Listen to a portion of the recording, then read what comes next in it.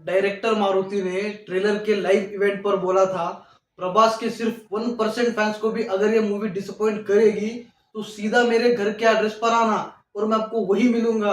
मेरा कॉलर पकड़कर पूछना कि मूवी इतनी बुरी क्यों बनाई। चल चल चल चल चल ए, गाड़ी स्टार्ट कर। चल चप्पल छोड़ गया। हम फर्स्ट स्टार्ट हम फर्स्ट गाड़ी चला गाइस, ऑन पेपर ये राजा साहब मूवी एक small budget light hearted horror comedy movie होने वाली थी और इस मूवी का सिर्फ एक ही पर्पस था कि ओजी डार्लिंग प्रभास को वापस लाना, जो कि बाहुबली 2 के बाद कहीं खोसा गया था। क्योंकि प्रभास की हर दूसरी फिल्म 400 या 500 करोड़ में बन रही थी और हर फिल्म में सिर्फ धमाकेदार एक्शन ही था, वही वायलेंस ब्लडशेड, हर तरफ सिर्फ एक्शन ही दिख रहा था। उसके बीच एक लाइट हार्टेड कॉमेडी फिल्म की नीड थी और प्रभास वही पूरा करने वाले थे, जो कि उन्होंने डार्लिंग, मिर्ची, मिस्टर परफेक्ट इन सभी फिल्मों में किया था। और ये राजा साहब मूवी उसी डार्लिंग प्रभास का एक कमबैक होने वाली थी। और जैसे ही प्रभास का नाम इस मूवी के साथ जुड़ गया, मूवी का बजट 350 करोड़ पार कर गया और ये मूवी जहां पर 100 करोड़ में बनने वाली थी और इस मूवी का बजट 350 करोड़ क्रॉस कर गया और ये मूवी बन गई इंडिया की most expensive horror comedy film. अगर मैं आपको बताऊं इस फिल्म का बजट सलार से भी ज्यादा था तो आप लोग भरोसा नहीं करोगे, but it is what it is. इस फिल्म का बजट 350 करोड़ से भी ज्यादा है, जहाँ की सलार का बजट हार्डली 200 करोड़ भी क्रॉस नहीं हुआ था। और ऑनेस्टली मूवी में प्रभास ऐसा दिखता है जैसा कि सलमान भाई को डायरेक्ट फार्म हाउस से उठाकर शूटिंग के लिए लाकर खड़ा कर दिया हो। एग्जैक्टली उसी तरह से प्रभास का बिहेवियर है। लगता ही नहीं कि बंदा एक्टिंग के मूड में है। चेहरे के ऊपर थकान, बॉडी लैंग्वेज में no emotion, there is no interest in acting. और मुझे जेन्युइनली ऐसा लगता है कि प्रभास को एक्टिंग से ब्रेक लेकर स्पीड के साथ एक भयंकर कमबैक करना पड़ेगा। भाई साहब, I am not gonna lie, Arshad Warsi को इस मूवी से दूर रखो। वो बंदा कल की देखकर प्रभास को जोकर बोला था, अगर उसने ये मूवी देख ली तो भाई वो नंगा नाच करेगा। पता नहीं उसका अगला स्टेटमेंट कैसा रहेगा। बस उस आदमी को इस मूवी से दूर रखो। एंड इस मूवी में प्रभास का एंट्री सीन देखते ही ब्रेन ने अपने काम से रिजाइन दे दिया। एक लड़का एक लड़की को छेड़ता है और उसके सामने प्रभास अन्ना एक गाड़ी के ऊपर लेटे हुए होते हैं। एंड भाई उनके चेहरे के ऊपर एक रुमाल होता है और उस रुमाल के ऊपर होते हैं सनग्लासेस। देखा ना, कोई सेंस तो नहीं बनता, मगर प्रभास अन्ना है। अन्ना को ऑरा फार्मिंग करना है और अन्ना ऐसे ही करेंगे। और भाई अन्ना को सामने वाला गुंडा दिखता भी नहीं है, वो बिना देखे ही उस लड़के को मॉरल रिस्पॉन्सिबिलिटी सिखाते हैं और कहते हैं लड़कियों की इज्जत करनी चाहिए, उनको माल आइटम ऐसा सब नहीं बुलाना चाहिए। एंड भाई प्रभास अन्ना उस लड़के को पीटते हैं, वो भी उसे बिना देखे हुए ही। ऐसे हमारे अन्ना ऑरा फार्मिंग करते हैं। एंड फर्स्ट हाफ में इतना ज्यादा ज्ञान चोदने वाला बंदा सेकेंड हाफ में घुसते ही 3-3 लड़कियों का नावल और क्लीवेज एंजॉय करता है। वाह प्रभास अन्ना एंड मारुति सर, और आप लोगों ने तो हिपोक्रेसी की सीमा को ही अलग लेवल पर पहुंचा दिया। हिपोक्रेसी की भी सीमा होती है। ऑन पेपर मूवी की स्टोरी तो वाकई में अच्छी थी। प्रभास की दादी को अल्जाइमर होता है, अरे वही सैयारा वाली बीमारी। वो सब कुछ भूल जाती है मगर अपने पति को नहीं, और उसका पति हर रात उसको सपने में आता है और उसको लगता है कि उसका पति किसी खतरे में है। तो प्रभास को बोलती है अपने दादाजी को ढूंढने के लिए, और प्रभास यानी कि राजा साहब अपने दादाजी को ढूंढने के लिए निकल पड़ते हैं। और आगे जाके रिवील होता है कि प्रभास का दादा यानी संजू बाबा कोई भला और देवता आदमी नहीं था, वो एक हरामी और एक नंबर का भूसड़ी वाला आदमी होता है। और अब वो भूत बन चुका है, और जो बुढ़ा अब भूत बन चुका है वो फिर से पैदा होकर जवान होने की कोशिश कर रहा है। और प्रभास अन्ना का एक ही काम है कि संजू बाबा को उसके मिशन में फेल करना।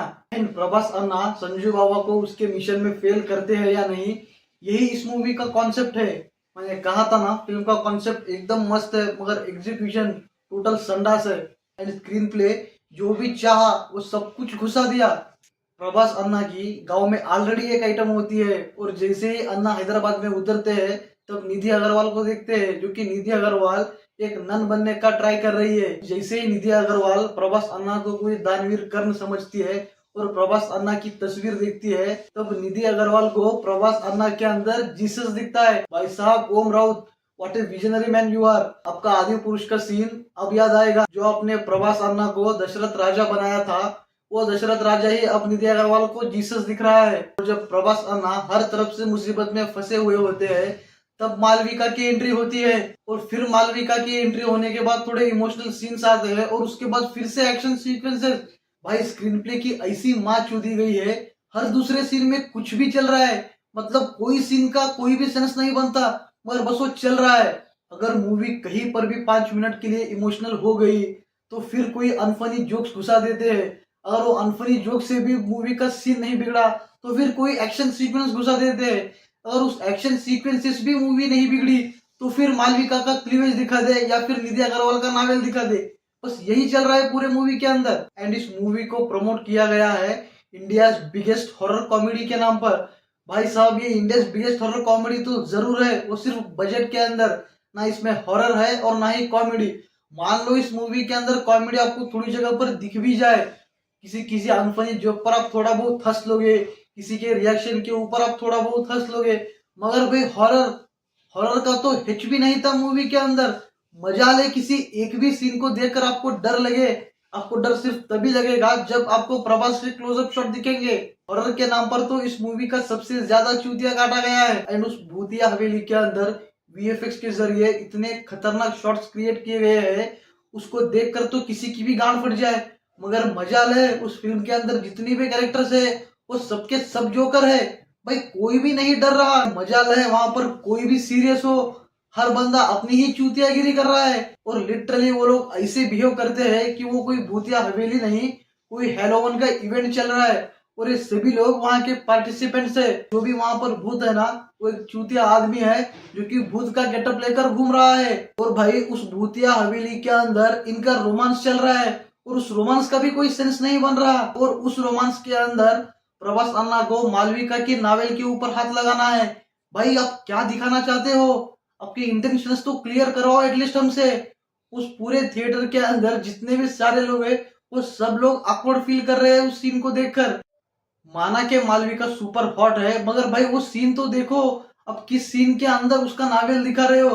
अगर आप इंट्रो सीक्वेंस में उसको दिखा देते हो भाई तब फिर भी मान लेते। उस टाइम पर तो कोई भूत नहीं था, कोई चूतियागिरी नहीं थी, मूवी एक नॉर्मल कॉमेडी लग रही थी। आप एक भूतिया हवेली के अंदर ऐसे नावल सीन दिखाओगे, भाई कुछ तो शर्म रखो यार। And not to forget film के अंदर एक भूतिया बिल्ली भी है। एंड भाई उस भूतिया बिल्ली का मूवी के अंदर कोई काम नहीं है, उसका सिर्फ एक ही काम है, सिर्फ यहाँ से वहां घूमना। जैसे कि छोटे बच्चे किसी शादी के अंदर घूमते रहते हैं, सिर्फ उतना ही काम है बिल्ला भाई का। और मैं पूरे मूवी को एंड तक इमेजिन कर रहा था कि बिल्ला भाई कब तो आएंगे, कुछ तो कांड करेंगे, मगर ये बिल्ला भाई तो भोसड़ी का निकला।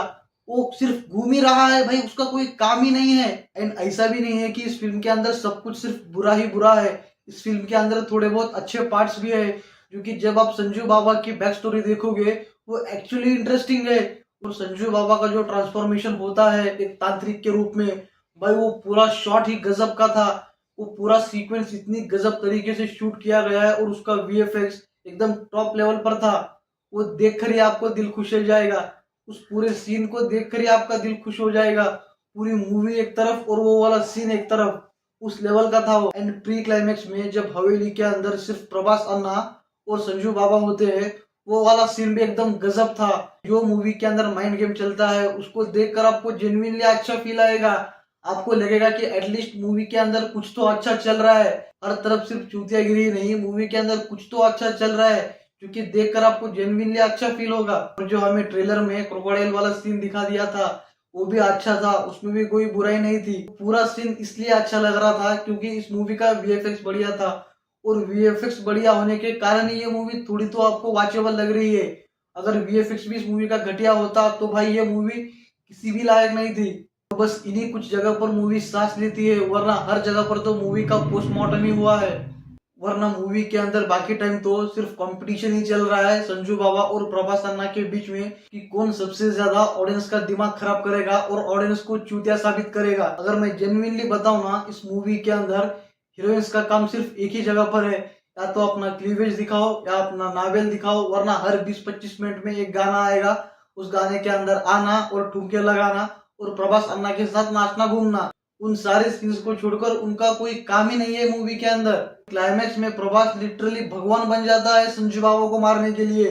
प्रभास हर तरफ से हारने के बाद जब उसकी दादी माँ भगवान को पूजती रहती है, तब सारे भगवान की शक्ति प्रभास के अंदर आ जाती है और न जाने क्या क्या दिखाने के बाद वो फाइनली प्रभास अन्ना संजू बाबा को मार देते हैं और अपनी दादी को बचा लेते हैं। एंड भाई साहब, आप लोगों ने ट्रेलर में देखा होगा प्रभास अन्ना एज जोकर, जो कि लास्ट शॉट में दिखाया गया था। मगर इस फिल्म के अंदर आप उस सीन को देखकर पूरे सरप्राइज हो जाओगे। अगर मैं जेन्युइनली बताऊं ना, तो मैं उस सीन के लिए ही सबसे ज्यादा एक्साइटेड था, मगर वो पूरा सीन इस मूवी के अंदर है ही नहीं। वो जो सीन आपको दिखाया गया था वो आपको पार्ट 2 में देखने को मिलेगा। और जितना आपने उस सीन को ट्रेलर में देखा है ना, मूवी के अंदर भी उतना ही सीन है, उससे ज्यादा नहीं है। और मैं दावे के साथ बोल सकता हूँ कि उस सीन को प्रभास अन्ना ने नहीं, बल्कि उनके बॉडीगार्ड ने शूट किया होगा। उसके अंदर आपको थॉर का हैमर दिखेगा, कैप्टन अमेरिका का शील्ड दिखेगा और सबसे ऊपर आपको जोकर का गेटअप दिखेगा। एंड भाई, ये फिल्म है या फिर मार्वल का ऑडिशन, क्योंकि प्रभास अन्ना सब कुछ करने वाले हैं। एंड भाई साहब, उसी गेटअप के साथ राजा साहब 2 का भी अनाउंसमेंट हो जाता है। मारुति सर, मैं आपसे ये पूछना चाहता हूँ, आपके पास इतना ज्यादा कॉन्फिडेंस आता कहाँ से है?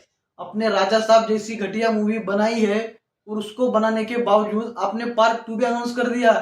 एटलीस्ट ऑडियंस की वर्डिक्ट का तो वेट कर लेते। मेरी तरफ से फिल्म को मिलेंगे 2 stars out of 5, only for इसका वीएफएक्स और संजू बाबा की बैक स्टोरी एंड उस कॉन्सेप्ट के लिए जो कि डायरेक्टर कभी दिखा नहीं पाया। गाइस, अगर आप लोगों ने ये मूवी देखी है देन कमेंट सेक्शन में जरूर बताना आप लोगों को ये मूवी कैसी लगी।